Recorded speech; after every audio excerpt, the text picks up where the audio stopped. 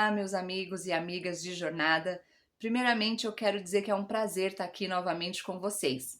Ontem, no meu vídeo do Instagram, eu falei que contaria um pouquinho da minha infância e que talvez isso pudesse ajudá-los aí a identificar, né, os porquês da ansiedade ter sido desenvolvida na fase adulta de cada um. Eu vou começar contando uma sessão de terapia, tá? Mas antes, curte, compartilha, ativa o sininho das notificações, escreve nos comentários, né? Vamos aqui compartilhar as nossas experiências e assim que possível eu respondo os comentários de vocês, tá bom? Vamos lá. Em uma das minhas sessões, onde meu psicólogo estava ali meio que investigando a minha infância, eu ouvi dele o seguinte: ele falou, Andressa, como você consegue me contar com esta cara uma história de negligência e abandono? E aquilo me impactou, porque eu não tinha essa visão da minha infância, né? Mas de fato isso aconteceu, não por maldade, né? Mas por necessidade. Os meus pais se separaram quando eu era muito pequenininha, eu tinha 5 anos de idade. A minha mãe teve que se virar sozinha, né, para criar a mim e aos meus dois irmãos. E por conta disso, ela trabalhava fora. Depois ela começou a estudar, então ela trabalhava, estudava, ela não ficava em casa. E aí, nessa fase eu tinha o quê? 6, 7 anos de idade. Então eu ficava boa parte do tempo sozinha, uma parte com o meu irmão, e era muito nova, né? Pra estar sozinha, pra ter que se virar sozinha em algumas situações. O meu pai não era presente. É, Além disso, nós passamos por inúmeras dificuldades. Nós enfrentamos uma enchente, né? E nessa enchente a minha mãe perdeu tudo. Nós passamos muita necessidade, tipo material mesmo. Então, assim, a gente não tinha nem o que comer em casa. Então, foram muitas coisas foram acontecendo. E morávamos eu, minha mãe e meus dois irmãos. O meu irmão mais velho, que era quem, né, cuidava de mim, então, nesse momento, ele se casou muito jovem, né? Se casou com 18 anos de idade. E aquilo pra mim, eu fui entender isso só depois, né? Mas foi uma perda muito significativa. E quando isso aconteceu, eu tive um sério problema de queda de cabelo. Meu cabelo caiu, né? Eu tinha falhas grandes, assim, de falta de cabelo, meus cílios caiu. E tudo isso depois foi explicado como pelo motivo dessa ausência, né? Do meu pai mesmo. E depois do meu irmão, enfim. E assim, a minha ligação, né, com Deus, ela sempre foi muito forte. Então, nessa fase, né, que eu tava passando por isso, que eu tinha ali 8 anos de idade, tudo que eu pedia pra Deus é que eu não queria ficar adolescente desse jeito. E aí, quando eu fiz 12 anos, eu recebi alta do Hospital das Clínicas, porque era lá que eu fazia meu tratamento. Minha mãe me levava lá, eu me lembro, tipo, de madrugada ainda tava escuro e ela me levava lá no hospital para fazer todos os procedimentos, enfim, foram 4 anos nessa trajetória aí até eu ter a alta médica. Então, assim, isso é um pouquinho do que aconteceu na minha infância. E com certeza isso impactou na minha fase adulta. Isso me trouxe insegurança. Eu sempre fui muito insegura. E assim, o meu sonho era ter uma família, né? Então, tipo, enquanto as minhas amigas, daí já chegando na adolescência, né? Enquanto as minhas amigas estavam pensando no futuro, no que elas queriam ser, o que elas queriam estudar, eu só pensava que eu queria ter uma família. Eu imaginava uma casa bonitinha, né? Mamãe, papai, filhinhos. Era isso que eu sonhava pra mim.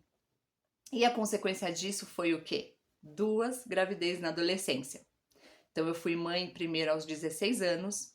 É... Então, assim, a minha vida ela foi sempre ao contrário, né? Tudo que eu devia estar fazendo lá atrás, eu faço hoje. É... Então teve um delay aí nas coisas. E tá tudo bem, né? Eu acho que a vida acontece como ela tem que acontecer também, para cada um de nós.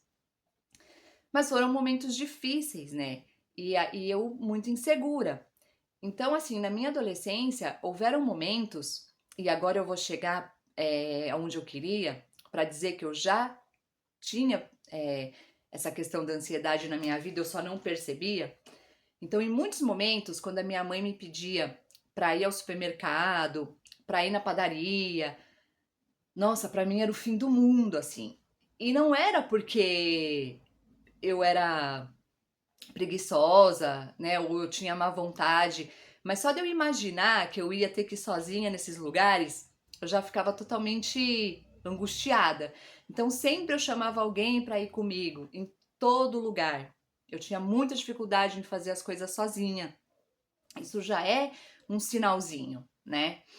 Ahn, Procurar emprego também.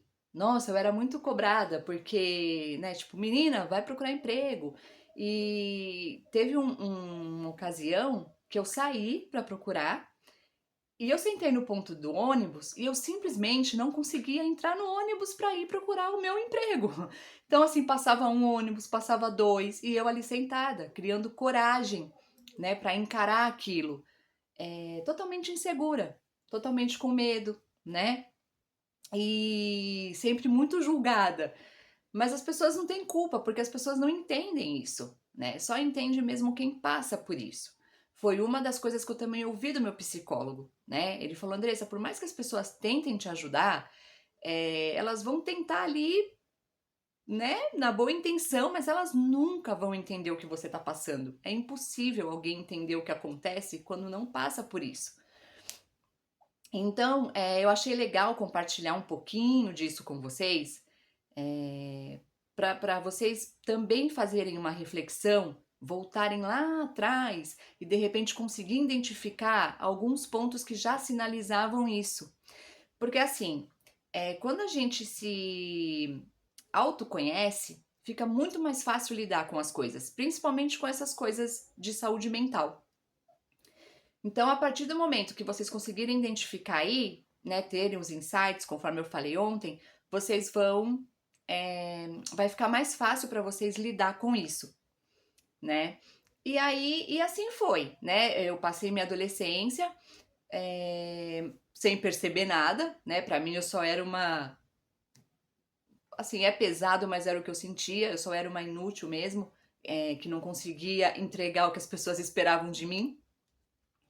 E assim foi por muito tempo na minha vida.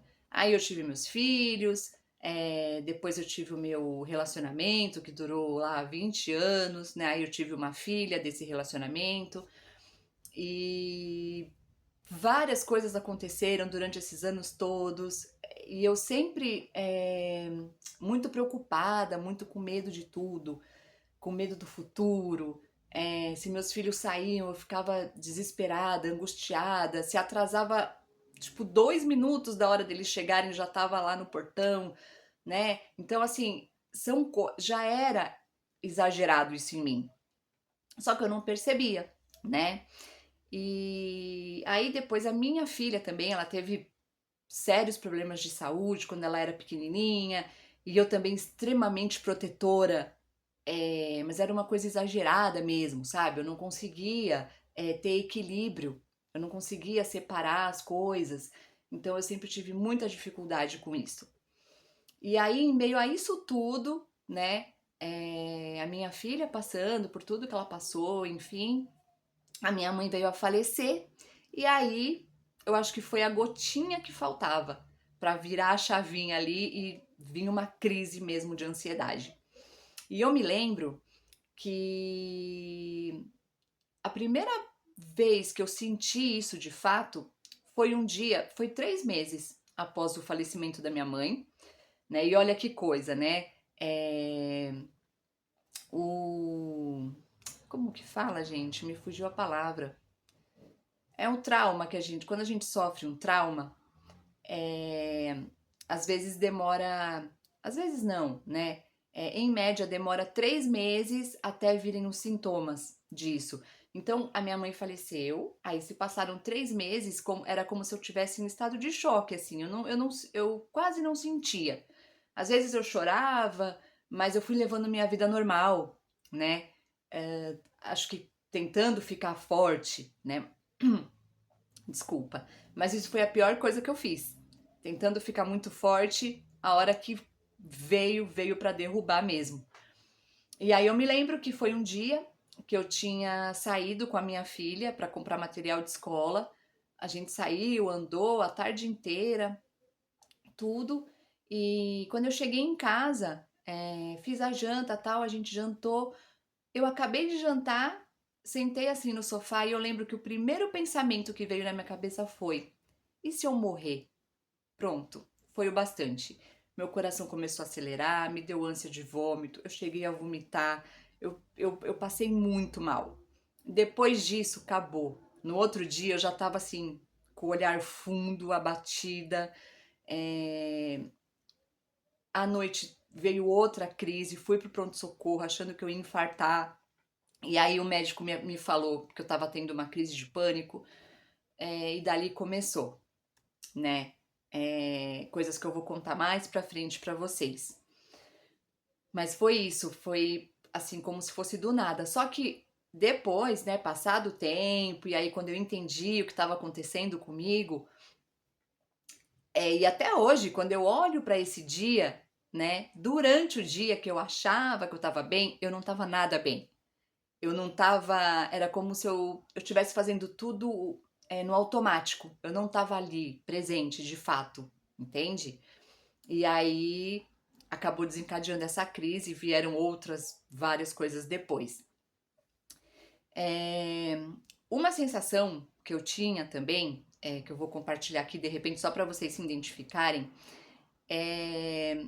eu tinha uma sensação de estar olhando para minha vida, para minha família mesmo, na minha casa, de cima.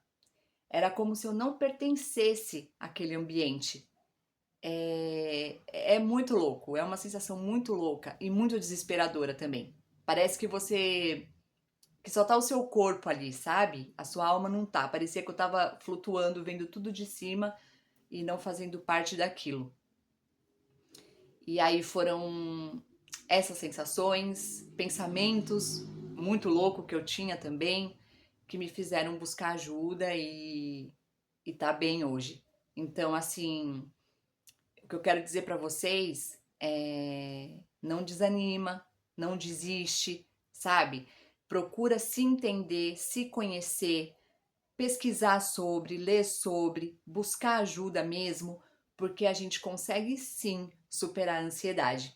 E quando eu falo, né, lá no título do meu canal, Minha Amiga Ansiedade, é porque a ansiedade ela às vezes nos ajuda também, né? É comprovado que é seguro andar com pessoas ansiosas, pessoas que sofrem de ansiedade, porque a gente geralmente é mais cuidadoso, a gente pensa em tudo, tipo, vai para uma viagem, a gente pensa em tudo que pode acontecer e aí a gente é mais precavido, mais atento, né, quando tá andando na rua, em qualquer situação. Então, ela também pode ser nossa amiga. E uma coisa que eu aprendi também é não tentar arrancar isso da gente com tudo, sabe? Com força, porque isso é pior. Então a gente tem que cuidar dela, cuidar da nossa ansiedade. A gente não é a nossa ansiedade, mas a gente precisa cuidar dela com carinho e cuidar da gente também, tá bom? Eu não vou me estender muito, né? Eu não quero que vocês fiquem aí de saco de me ouvir. Eu espero ter ajudado um pouquinho com essas histórias e tem mais para vir aí para vocês, tá bom? Muito obrigada de novo pela audiência de vocês. Curte, compartilha, ativa o sininho, escreve nos comentários e eu vou responder todos os comentários para vocês, tá bom? Beijo e até amanhã, quem sabe. Eu aviso vocês lá no Instagram, segue lá também, tá? O arroba é Jornada com Minha Amiga Ansiedade. Beijo!